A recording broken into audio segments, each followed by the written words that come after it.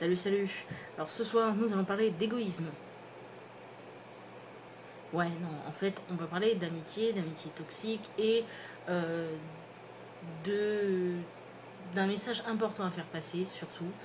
Le fait de se dire que il ne faut pas garder dans votre vie des personnes qui vous la pourrissent. Alors, c'est un peu bateau, c'est un peu con comme message, mais je vais élaborer un peu, vous allez. En fait, si je parle aussi d'amitié toxique, c'est bien parce que Euh, c'est une des choses qui a été la plus difficile à gérer pour moi au fil de ma vie. Donc forcément, je me dis tiens, allez, c'est ça qu'on va partager.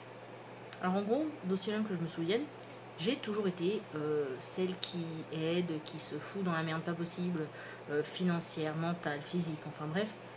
Donc j'ai toujours fait ça pour les autres, en gros. Et je me rendais pas compte que je m'effaçais complètement au profit des autres. Le truc c'est que dans ces cas-là, même quand on te prévient, même quand on te dit tiens fais attention parce qu'un tel est ceci, un tel est cela, eh ben t'es tellement persuadé que t'as raison, t'es tellement persuadé que tu peux arriver à quelque chose que t'écoutes pas forcément. Et un jour tu te prends la claque. Mais je me suis rendu compte que chez moi, c'était survenu comme par hasard au moment où il y avait cette petite lueur d'affirmation de soi qui ressortait. Et comme par hasard, c'était vraiment à ce moment-là que je perdais des personnes proches.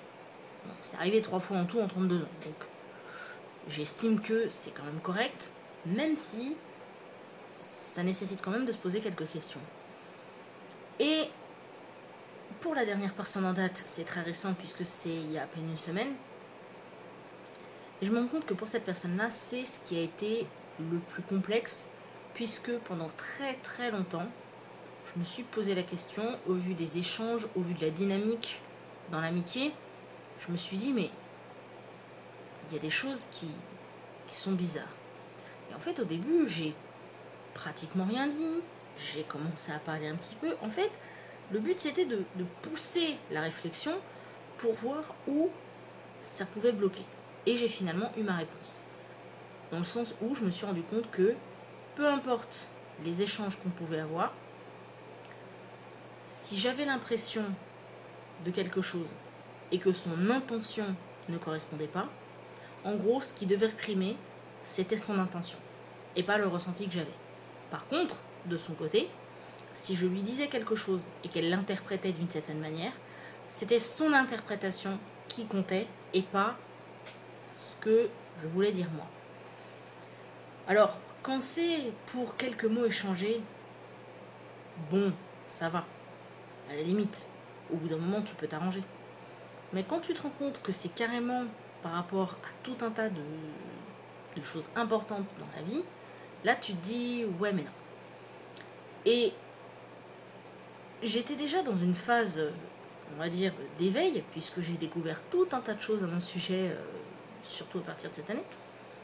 Mais là en plus, il y a vraiment eu ce catalyseur, où je me suis dit mais pourquoi quand je me mets à faire des choses pour moi, pourquoi quand je commence à me préoccuper de ma santé à tous les niveaux, pourquoi est-ce que c'est à ce moment-là que je me fais accuser de tout un tas de trucs? Alors attention, je ne dis pas que les personnes qui accusent dans ce genre de situation ont toujours tort. Je dis juste que, à un moment donné, il faut faire la part des choses entre une descente en flèche et une discussion avec un ami. Du coup, si je devais résumer le message que je souhaite faire passer ce soir, puisque oui, effectivement, j'enregistre cette vidéo à 2h du matin, c'est de vous dire que ce n'est pas parce que vous êtes ami avec quelqu'un que vous êtes obligé de garder cette personne à vie. Si vous vous rendez compte que cette personne vous vampirise trop, surtout ne vous laissez pas avoir. Ne vous laissez pas manipuler. Je l'ai été trop longtemps, ça m'a trop porté préjudice. Alors, je ne regrette pas les relations que j'ai eues avec toutes les personnes que j'ai croisées dans ma vie, parce que ça m'a quand même appris tout un tas de choses. Mais ce que je regrette, c'est de ne pas avoir forcément été assez forte au bon moment pour les gérer de manière optimale. parce que ça m'aurait évité, je pense, tout un tas d'ennuis. Et étant donné que j'aimerais vous éviter ça aussi, je me dis que c'est des choses dont il est important de parler. Ceci dit, on va quand même finir cette vidéo sur une petite note assez sympa. Je voudrais déjà vous remercier parce que la chaîne a dépassé les 600 abonnés. Et ça, c'est quand même énorme. Et je voudrais aussi vous remercier énormément parce que j'ai eu quand même si j'en ai déjà parlé, j'ai eu quelques témoignages de votre part, que ce soit en commentaire ou que ce soit sur ma page Facebook.